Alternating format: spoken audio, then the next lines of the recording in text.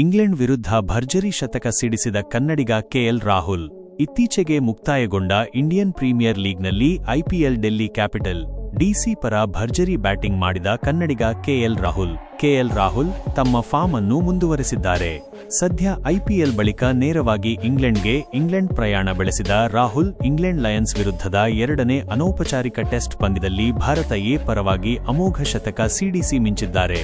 Bharat A ತಂಡದ ಪರ ಅನುಭವಿ ಆಟಗಾರ ಕೆಎಲ್ ರಾಹುಲ್ ಇಂಗ್ಲೆಂಡ್ ಲಯನ್ಸ್ ವಿರುದ್ಧ ನಾರ್ಥಾಂಪ್ಟನ್ನ ಕೌಂಟಿ ಗ್ರೌಂಡ್ನಲ್ಲಿ ನಡೆದ ಎರಡನೇ ಅನೌಪಚಾರಿಕ ಟೆಸ್ಟ್ ಪಂದ್ಯದಲ್ಲಿ ಶತಕ ಸಿಡಿಸಿ ಗಮನ ಸೆಳೆದಿದ್ದಾರೆ. ಈ ಶತಕವು ಇಂಗ್ಲೆಂಡ್ ವಿರುದ್ಧ ಜೂನ್ 20ರಿಂದ ಆರಂಭವಾಗಲಿರುವ 5 ಪಂದ್ಯಗಳ ಟೆಸ್ಟ್ ಸರಣಿಗೆ ಮುನ್ನ ಬಂದಿರುವುದು ಅವರ ಆತ್ಮವಿಶ್ವಾಸವನ್ನು ಹೆಚ್ಚಿಸಲಿದೆ.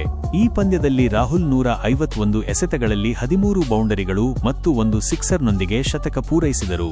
ತಮ್ಮ ಕೆರಿಯರ್ನ 19ನೇ ಪ್ರಥಮ ದರ್ಜೆ ಶತಕ ದಾಖಲಿಸಿದರು. ಮೊದಲ ದಿನದಾಟದಲ್ಲಿ ಇಂಗ್ಲೆಂಡ್ ಲಯನ್ಸ್ ನಾಯಕ ಜೇಮ್ಸ್ ರೀವ್ ಟಾಸ್ ಗೆದ್ದು ಬೌಲಿಂಗ್ ಆಯ್ಕೆ ಮಾಡಿಕೊಂಡರು. ಭಾರತ ಎ ತಂಡದ ಆರಂಭಿಕರಾದ ಯಶಸ್ವಿ ಜೈಸ್ವಾಲ್ ಮತ್ತು ರಾಹುಲ್ ಇನ್ನಿಂಗ್ಸ್ ಆರಂಭಿಸಿದರು. ಆದರೆ ಜೈಸ್ವಾಲ್ ಕೇವಲ 17 ರನ್ಗೆ ಕ್ರಿಸ್ ವೋಕ್ಸ್ಗೆ ವಿಕೆಟ್ ಒಪ್ಪಿಸಿದರು. ನಾಯಕ ಅಭಿಮನ್ಯು ಈಶ್ವರನ್ 11 ಮತ್ತು ಕರುಣ್ ನಾಯರ್ 40 ಕೂಡ ವೋಕ್ಸ್ಗೆ ಬಲಿಯಾದರು. ಆದರೆ ರಾಹುಲ್ ತಮ್ಮ ರಕ್ಷಣಾತ್ಮಕ ಆಟವನ್ನು ಮುಂದುವರೆಸಿದರು ಮತ್ತು ಆಕರ್ಷಕ ಶಾಟ್ಗಳ ಮೂಲಕ ಇನ್ನಿಂಗ್ಸ್ನ ನಿಯಂತ್ರಣವನ್ನು ಕಾಯ್ದುಕೊಂಡರು. ಧ್ರುವ್ ಜುರೆಲ್ನೊಂದಿಗೆ 110 ರನ್ಗಳ ಜೊತೆಯಾಟ ಆಡಿದರು. ಭಾರತ ಎ ತಂಡವನ್ನು 234/3ಕ್ಕೆ ಕೊಂಡೊಯ್ದರು. ಜುರೆಲ್ ಕೂಡ 66 ಎಸೆತಗಳಲ್ಲಿ ಅರ್ಧಶತಕ ಗಳಿಸಿದರು. ಕೆಎಲ್ ರಾಹುಲ್ರ ಈ ಶತಕವು ಇಂಗ್ಲೆಂಡ್ನಲ್ಲಿ ಟೆಸ್ಟ್ ಕ್ರಿಕೆಟ್ನಲ್ಲಿ ಅವರ ಯಶಸ್ಸಿನ ಇತಿಹಾಸವನ್ನು ಮತ್ತಷ್ಟು ಬಲಪಡಿಸಿದೆ.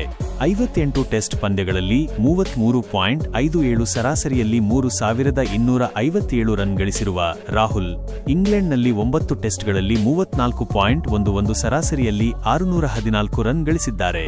ಇದರಲ್ಲಿ 2 ಶತಕಗಳು ಸೇರಿವೆ.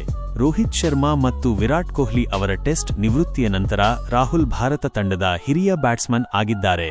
ಈ ಶತಕವು ಶುಭಮನ್ ಗಿಲ್ ನಾಯಕತ್ವದ ಟೆಸ್ಟ್ ಸರಣಿಗೆ ಅವರ ಸಿದ್ಧತೆಯನ್ನು ಸೂಚಿಸುತ್ತದೆ.